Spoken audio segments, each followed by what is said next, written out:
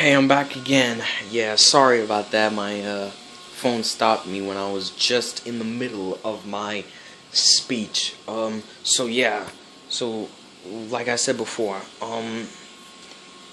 okay, so basically the people basically the only thing that people know about parrots, like, okay, so basically society or social media just basically have make animals as certain stereotypes, like monkeys like bananas, or dogs said like play fetch, and elephants never forget, and parrots probably want a cracker, and lions will eat you. Like, you've probably heard it all. But you can't just go by that alone. Like, there's more to it than that. If only people could like do more research. Well, the thing is, I can't put everybody on the same level as me, because I, as a very young age, was really fascinated with animals, and it kind of drove me to looking up so much research about it, which is why I know so much about it.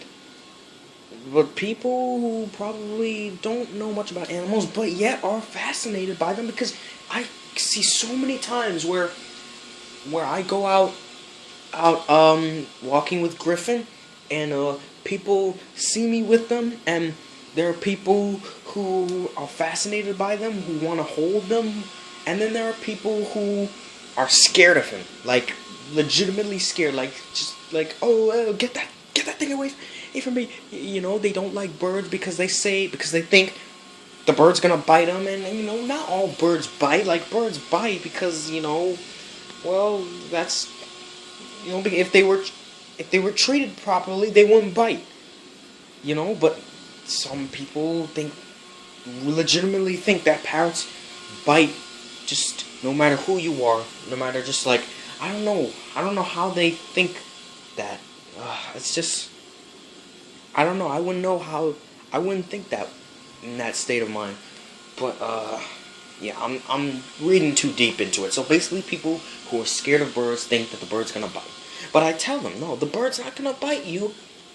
But then every single movement that, like, so if if Griffin were to turn his head, or just look at them, or just do some small little thing, they would say, "Oh, no, get that thing away from me, get that thing away from me." Just like, like, what, would you want him to not move? Just like, you want him to just drop down and die? Is that what you want? Some people actually would want that, because they just really legitimately do not like birds.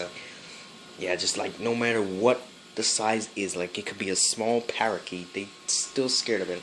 I don't know, people are weird. Yeah, I shouldn't say that, because people legitimately, but like, okay, that's one thing. If you're scared of birds, that's fine. If you're scared of birds, like, I really can't say that. You know what? I can't even say that. Because, you know something? I don't like frogs. Like, if there's one animal that I legitimately don't like, it's frogs. Because I've had bad experiences with frogs. When I go to Trinidad and Tobago, now that's in the Caribbean, there's a lot of frogs there. And the frogs there are ugly. Like, not ugly. Not ugly. Ugly.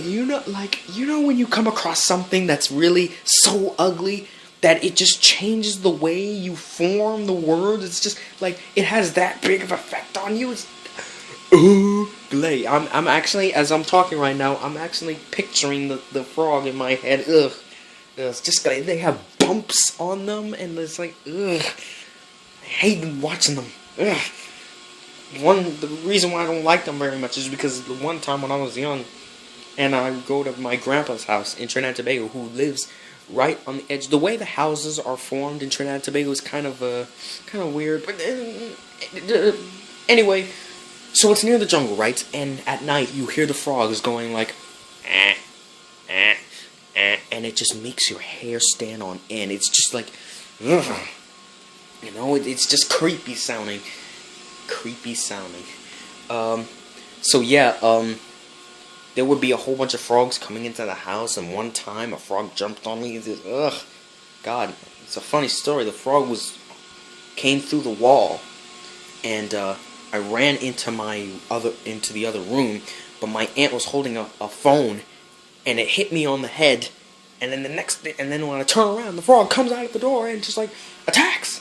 Well, like maybe that's just how I was thinking, because I was like 5 years old, and then my grandpa came, got a broom, and smacked the thing, and threw it back in the jungle. But yeah, man. If there's one animal I don't like, man, it's frogs. Just like I don't know what. It's just the noise they make, just the way they look. It's just. But yeah, basically what I'm saying is, like, it's okay to be okay. So back to what I was saying. It's okay to be afraid of something. Doesn't matter what it is, okay? But it doesn't matter if you're afraid of a bird, or a spider, or a frog, or pretty much anything. But if you're gonna be afraid of it, can you at least know a little bit? Well, I mean, but don't say stuff that you don't know about. Don't go saying like the bird bites all the time. That they're scary. That they will bite you and that they'll fly away. You know how many people always tell me that when I have Griffin out with me, when we walk out, so many people saying, "Oh, he's gonna fly away from you," and it's like, no, man, he trusts me. So many people ask me, he doesn't fly away. Does he bite and stuff like that? You know, those are popular questions because that's pretty much how society has made animals act, like that they don't. There's one thing that people forget to realize, is that animals are built on trust and understanding. So, like, if an animal trusts you enough, there's got to be a mutual respect. If the animal trusts you enough, then it's not really like you could tell the animal what to do, because the animal's not your slave. But you become friends. It's a friendship, not like just a master and his pet. I don't see Griffin